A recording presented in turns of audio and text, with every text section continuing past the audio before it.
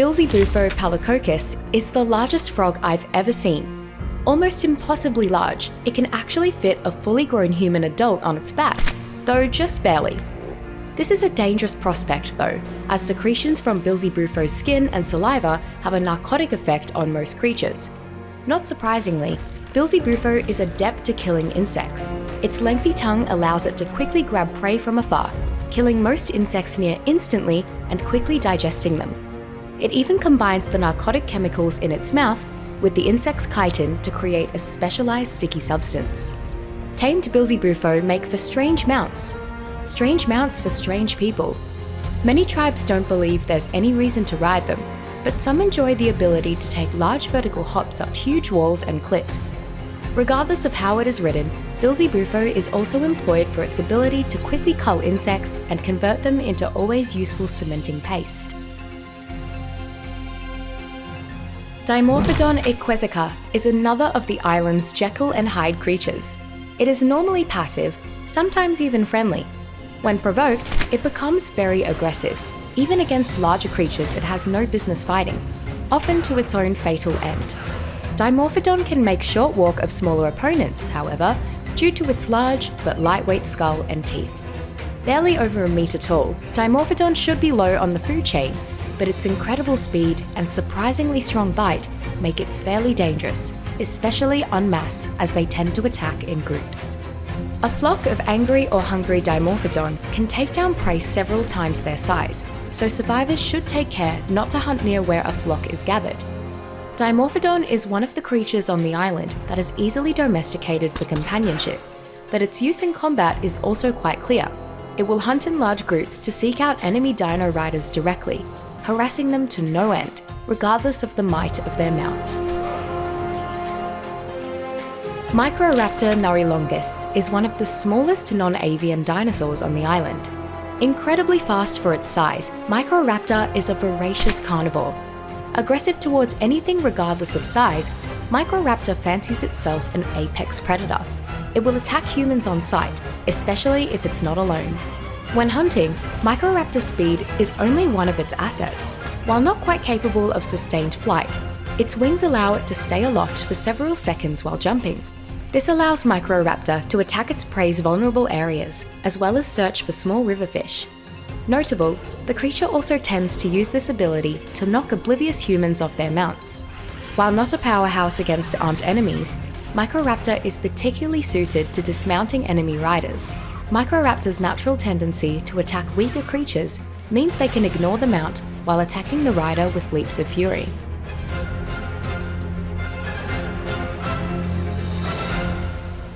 Among the most vocal creatures on the island, Ichthyornis piscochus actually appears to be a relatively normal seagull. It primarily eats fish, and its distinctive cries can be heard echoing over across the island's many beaches. As you might expect from a seagull, Ichthyornis will flee at the slightest provocation. Ichthyornis is a versatile and opportunistic hunter. Its primary form of attack is to dive into the top layers of water and impale its prey. However, since its food source can be unpredictable, Ichthyornis has developed a keen ability to steal food from unsuspecting travelers. Their affinity for shiny objects leads them to sometimes knock tools and weapons out of the hands of unsuspecting survivors. But Ichthyornis is too small to actually fly off with them. Ichthyornis surprised me by being a very loyal and very social creature once tamed. It likes to ride on its owner's shoulder and bring that person treats, in the form of fish, of course, which its beak grip enhances with extra healing vitamins. The personality of Ichthyornis reminds me of a house cat hauling a trophy prey back home, except it brings extra healthy fish instead. Onychonicterus speconcola is one of the few omnivores I've seen on the island.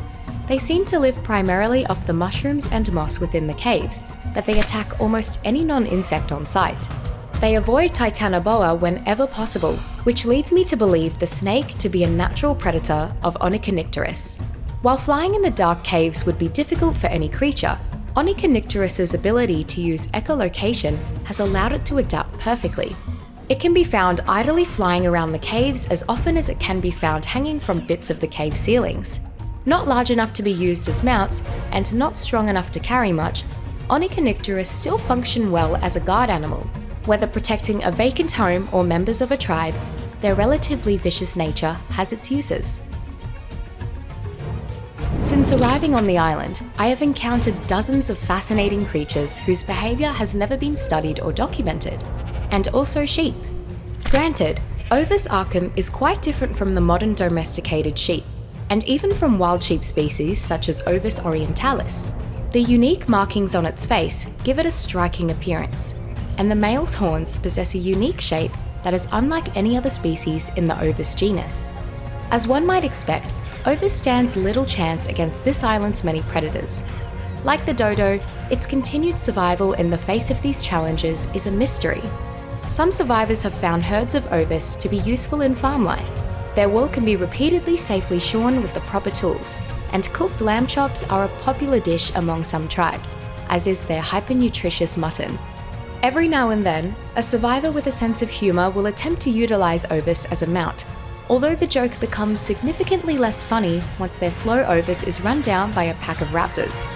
One tribe has grown particularly attached to Ovis, perhaps uncomfortably so. I don't know the tribe's actual name, but I refer to them as sheep lovers.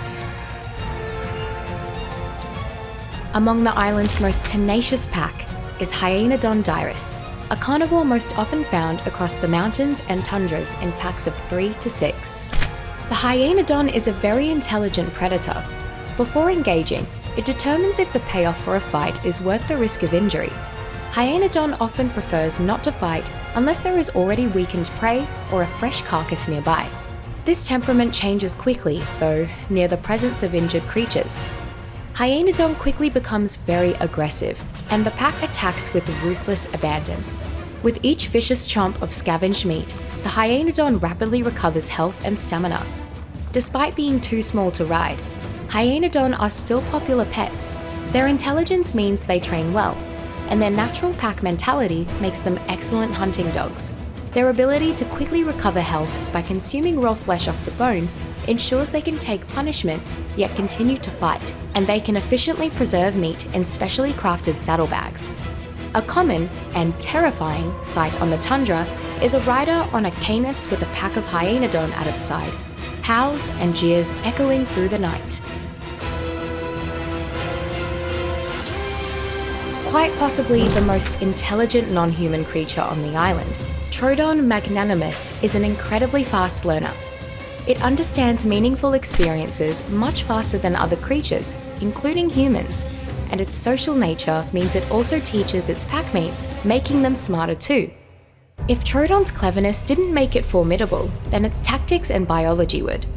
It specifically pack hunts at night when we are most vulnerable and sees humans as its primary prey. This audacity is made especially dangerous due to its serrated fangs poison, which drains stamina from any creature, but outright paralyzes humans. Thankfully, Troodon is fairly small. Were it larger, it might well have become the dominant creature of its ecosystem. I thought Troodon simply could not be tamed, until I finally saw a lone survivor with one. She told me that she let Trody hunt a few of her tribe's smaller creatures for sport, and it eventually started following her everywhere. It seems that while Troodon is too intelligent to fall for the rote conditioning of trank and feed, it can instead gradually gain loyalty from a social approach that provides it with the opportunity to hunt. Ever since, I have wondered at the benefits which a pack of ultra-smart, bred-for-battle Troodon may bring to a tribe brave enough to earn the favour of these clever carnivores. I don't know where to start with Araneomorphus amalgotantibus. It has so many of the nightmare-inducing traits of spiders, from among many family and genus. It fires webbing like a bowler spider. It spits venom like a lynx spider.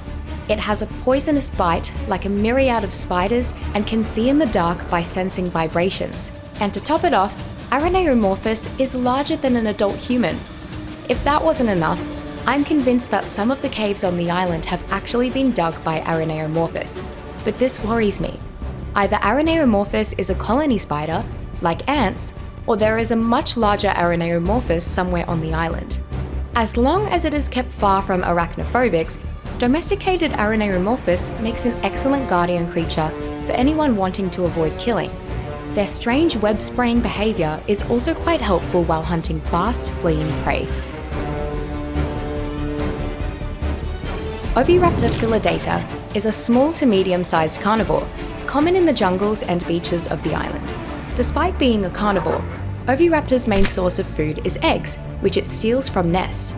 Unlike any other creature, Oviraptor seems to be able to surreptitiously steal these eggs, usually without attracting the attention of an irate mother. In an incredible feat of natural selection, Oviraptor seems to emit a chemical pheromone that affects many creatures as an aphrodisiac. Mated creatures are much more likely to create new eggs while Oviraptor is around, which allows the Oviraptor to go about its business unperturbed. Too small to fight or ride, Oviraptor is still one of the more commonly tamed creatures on the island. Its pheromone ensures an increased stream of eggs from nearby mated wild creatures for breeding, eating, or cooking kibble. Oviraptor will autonomously do the dirty work of stealing eggs from other tribes or wild dinos on your behalf, without attracting unwanted attention. They also make quite adorable sounds, so many children simply like to keep them around as rather strange companions. Fairly unremarkable by the island standards, Oncorhynchus grexlamia is a generally passive fish. Its main form of protection is swimming in a large school. Oncorhynchus does not like conflict and generally swims away from anything larger than itself at very high speeds. Once provoked, however, Oncorhynchus becomes quite aggressive, along with its nearby brethren. It locks onto its prey with its long saber teeth and begins draining that creature's blood. This loss of blood is not too dangerous alone, but when a school of Oncorhynchus attack at once, their target quickly loses speed and stamina from blood loss, drowning if it cannot breathe underwater. Like many of the smaller fish found on or around the island, Oncorhynchus cannot be tamed, but it is often herded and harvested for its resources. In particular, certain cuts of Oncorhynchus meat are considered to have superb quality and are often referred to as prime fish, used for specific high-end concoctions and taming the island's many piscivorous creatures. Among the bottom of the island's dinosaur food chain is a small herbivore called Pegomastax fructurata. It is content to spend all day alone, gorging itself on far more food than you might reasonably expect for a creature of its tiny stature. Its beak appears perfectly evolved for collecting food from plants while avoiding indigestible fibrous strands. Pegomastax is likely to spend its time greedily foraging. This behaviour can turn into a very aggressive, though rather unthreatening, opponent, shrieking and whooping far above its actual threat level. It has been known to steal belongings from humans on the island, regardless of whether they're alone or not. You would expect a creature this small and weak to live in flocks, but Pegomastax seems to be rather solitary in nature. While not pretty and far too small to ride, tribes often keep Pegomastax around for two reasons. Firstly, they are an excellent farming aid.